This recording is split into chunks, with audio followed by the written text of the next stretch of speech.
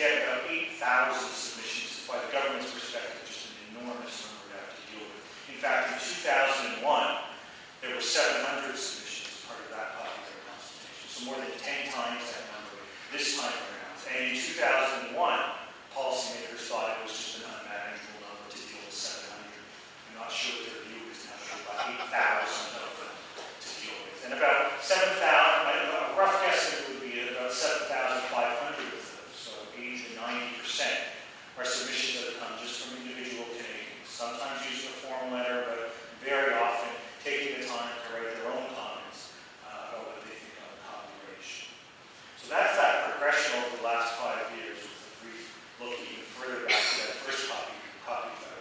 What I want to do is spend just a couple of minutes talking about what I think we can take from all of this, and then I'm happy to throw it over to questions.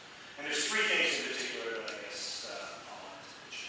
Now, the first off, and I think it's a given, and frankly, you wouldn't be here right now if you didn't, how you would assume if you didn't think copyright matters. But for a lot of people, the notion that copyright matters is something that's new. In fact, before I got on the plane to come out here this morning, I did an interview with an American journalist who was talking about what they'd seen in copyright, and he was puzzled that people would actually care about these issues. He said, well, it's copyright. Isn't that just a little bit sort of marginal? Does anybody really care? Is it pretty niche?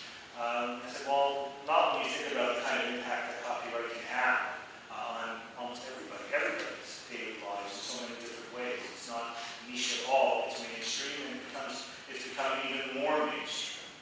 Now, those that would criticize many of those individuals that speak out typically argue that what they're really just about is wanting things for free.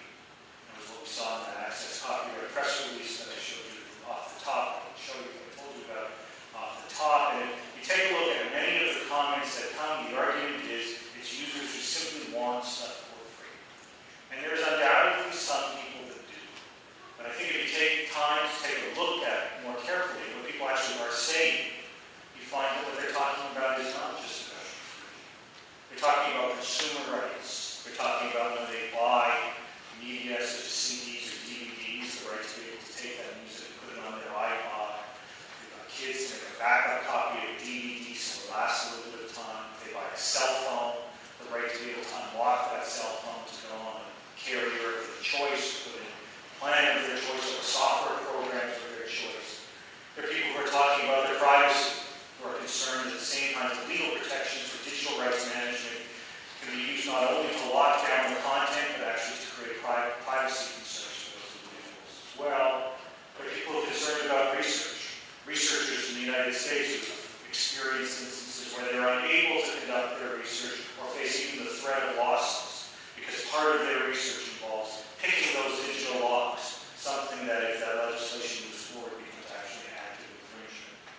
There's people involved in education who took a look at the legislation in Bill C-61 and said, are you serious when you put forward a provision that says you can engage in distance education and use an exception for copyright purposes so long as you destroy the lessons 30 days after the class ends? That was their approach to new distance learning and embracing the opportunities of the internet. It's people who are engaged in innovation who say that some of the best opportunities involve the need for some flexibility with respect to copyright law.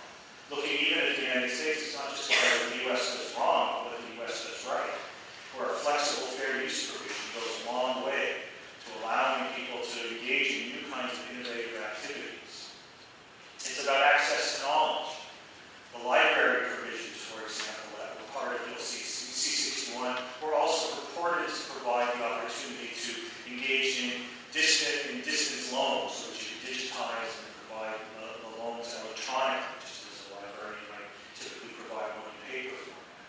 And yet that also came with a big condition, a Maxwell Smart provision that said that the digital copy had to self-destruct within 5 days.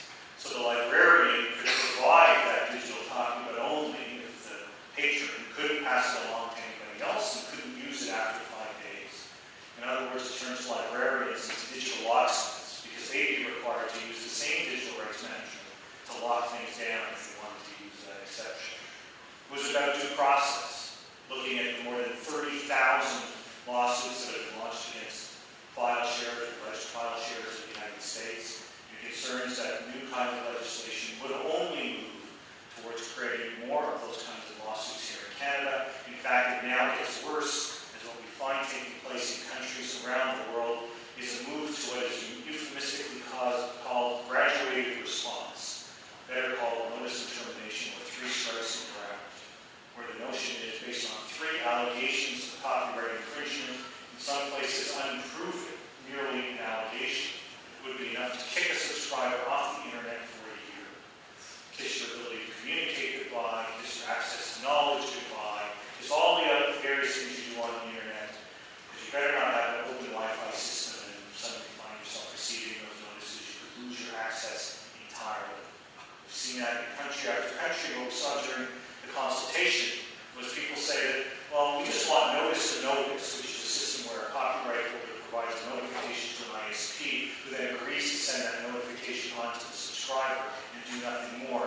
They now say, we'd like notice to notice, but we just want to add in that graduated response element as well. So if you send along 3 of those notices, be sure to kick the subscriber off for a year. Oh, and by the way, make sure that you have to share that in the central registry so no other ISP can pick up that subscriber either.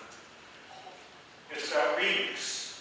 The fact that what we see taking place so much today is the ability for people to take bits of our culture and recreate and build upon that culture, creating something that is in many respects entirely new, truly creative, and yet may find the act of that creation being termed legal art by some or subject to other infringement claims. In fact, interestingly, there's many artists who speak out on these issues as well, noting that Canada still doesn't have protection for things like parody and satire.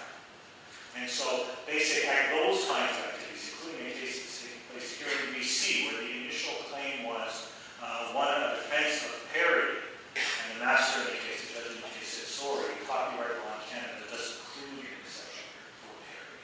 It's about that creativity that many artists rely upon, and it's about the blind to the access. Increasingly, if the blind rely, of course, on digital technologies to be able to access that content, and yet if it is locked down, they are literally locked down. It's the appropriation artists who I've mentioned build upon this, and it's the archivists who argue if we lock down content using these kinds of digital locks and then provide legal protection for the digital locks themselves, we may find ourselves literally locked out of our own culture. As the technology changes and the locks are established, someone throws away the key, so to speak. And the ability to get back our culture 5 years, 10 years, 50 years from now may be lost.